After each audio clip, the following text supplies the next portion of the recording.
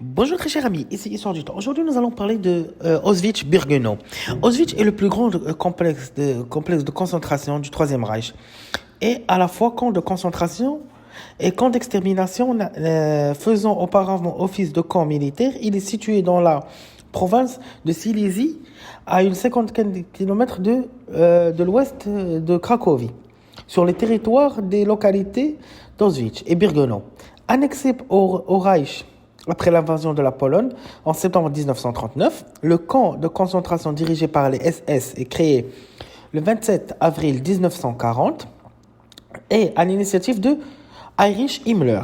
Et il complète par un autre camp d'extermination dont la construction donnera à la fin de 1941 et par un second de concentration destiné au travail forcé créé au printemps 1942.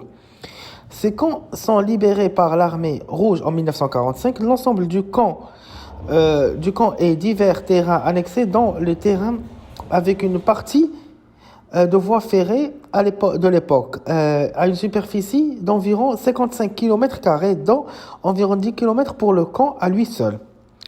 C'est une enclave mémoriale perpétuelle sur ce territoire polonais.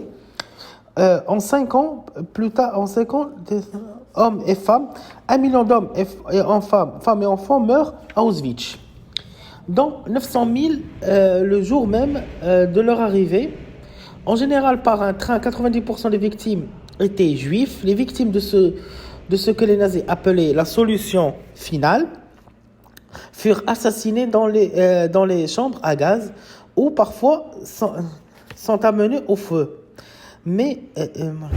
Sont tués parfois par arme à feu, mais ils mourent aussi de maladies, de mauvais traitements ou d'expériences médicales comme les autres camps de concentration nazis. À Auschwitz, il était placé sous les ordres de Heinrich Himmler et de la SS. Responsable du camp fut Rudolf Hess de 1940 au 1er décembre 1943, puis de nouveau entre mai et décembre 1944.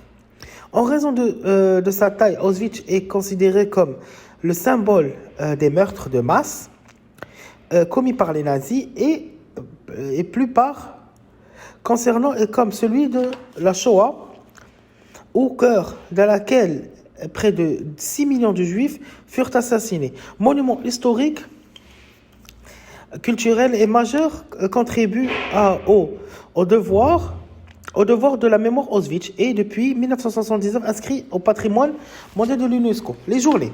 Les prisonniers commencent la journée à 4h30 du matin, 1 heure plus tard en hiver.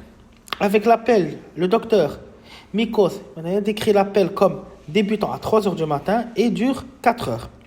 À ce moment de la journée, même en été, il faisait froid. Les prisonniers étaient tenus de se tenir en rang à l'extérieur des baraquements et de rester jusqu'à 7 heures, avec laquelle les officiers SS peuvent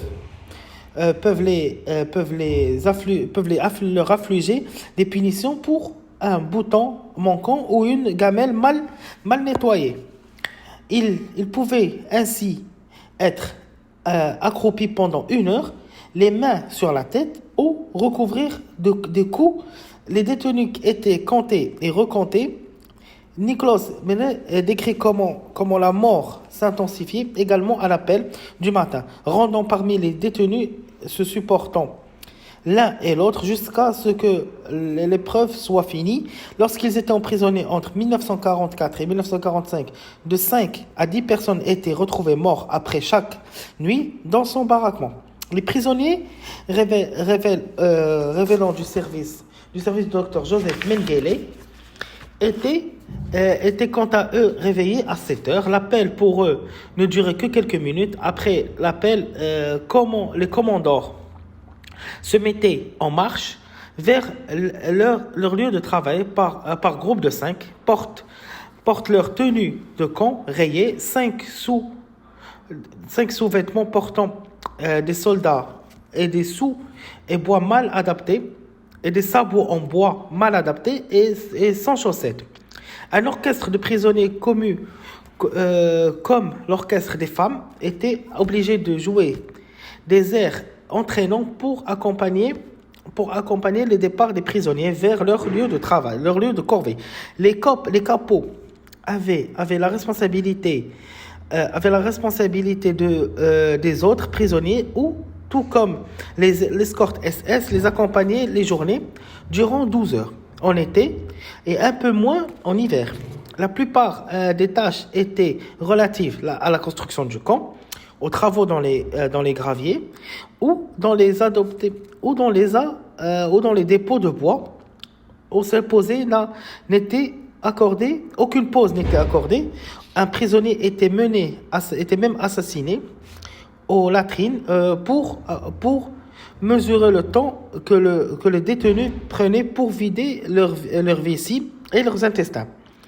Le dimanche n'était pas un jour de travail, mais les prisonniers ne se reposaient pas pour autant.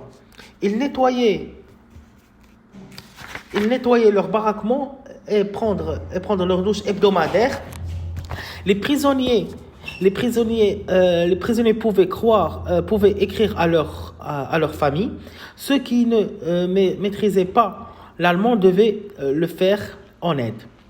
Pour leur courrier, les membres des SS censuraient les courriers. Un second appel était effectué le soir lorsqu'un prisonnier manquait à l'appel. Les autres devaient rester en place jusqu'à ce que la cause de cette absence soit identifiée. Ceci indépendamment des conditions climatiques. Et même si cela devait durer des heures, des punitions collectives au personnel étaient infligées sur des bases. Que s'est passé devant la journée? Les prisonniers recevaient alors leur ration de pain et d'eau et regagnaient leur baraquement. Le couvre-feu intervient 3 ou 2 heures après. Les prisonniers dorment sur des banquettes en bois, sur leurs vêtements et chaussettes et pour éviter qu'ils soient volés. Ce fut une petite présentation de ce qu'on appelle Auschwitz-Birkenau. Je vous invite tout d'abord à mettre un like, à partager là et à vous abonner. Et on se retrouve pour une nouvelle vidéo très bientôt.